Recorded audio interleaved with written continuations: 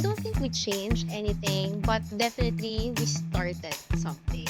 We started a conversation around inclusivity, around adaptability, about multifunctional products in general. Kasi when I was developing Color Tints way back, this was like 2015, 2016, I remember na wala pang ganun na product there. Parang what we had were my favorites, by the way, yung mga water tints. Like Benetint, Evervillian na tint, super lang yan ng high school ako, mga body shop na tint. So wala pang color tint.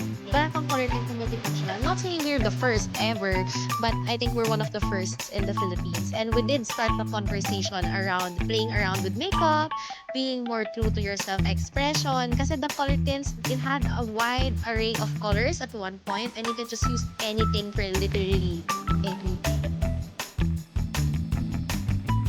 Iconic product, and a lot of people already love it. How do I make it, reformulate it, and then the outcome is something that they will still like? Diba? Sabi nga nila, don't fix it, then it's not broken. The qualities were not broken, but they were definitely dated. So, the transition from an oil-based formula to a hybrid water silicone emulsion is for making it more versatile. Sometimes kasi when you wear the cartons, because they're oil-based, sometimes namumove yung base. This one, based on the feedback that I'm getting, is you can use it for daily use without makeup. You can use it with normal, natural, clean girl makeup. And you can also use it full black. Kasi wala na siyang natatamaan, hindi na siya gumagalaw. So that's how we did it. It's still high performance, still very long wearing, but we also made it more user-friendly by making it more buildable. Yung old color tints kasi super duper pigmented na parang 5 years sa kanila yung bottle, hindi pa nakakalahati. And the question is, what for? Diba? Kasi parang I don't wanna encourage them using expired makeup. So this one, feel pa naman, pag abot na yung expired niya ng 2 to 3 years, sakit siya.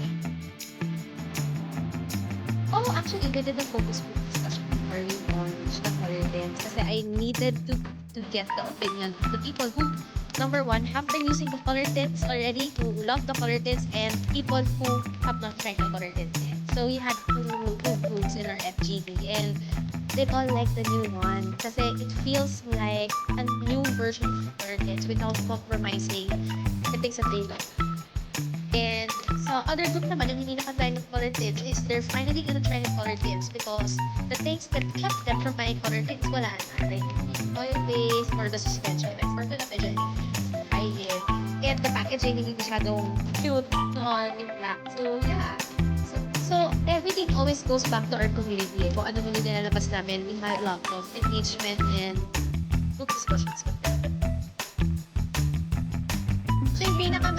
Siya yung pinakamahirap. Also because it was a transition period for color tints. So the color tints had these wax before, and now wala na. So we're fully vegan.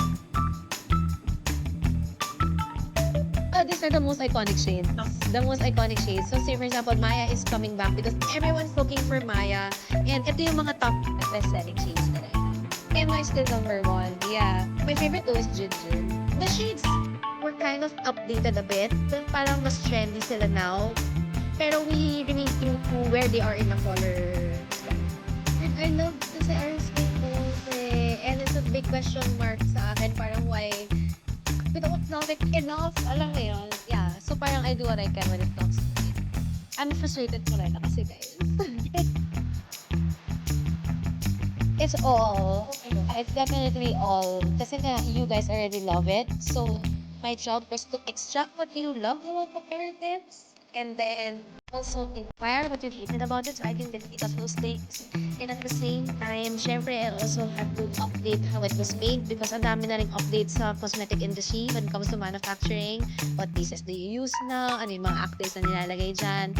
And yeah, and keeping the nostalgia. Like, how can it feel like it's still the color tints pero totally different formula na siya?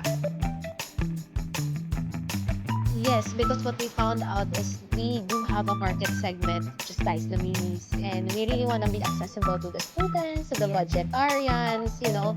And lalo na ngayon, you want to try a bit of everything eh. Diba? You don't want a full size of everything. So I was like, hey, but don't worry. Yeah, so this is just the first 10. It's more like, this is the first 10, and hopefully within the year you'll see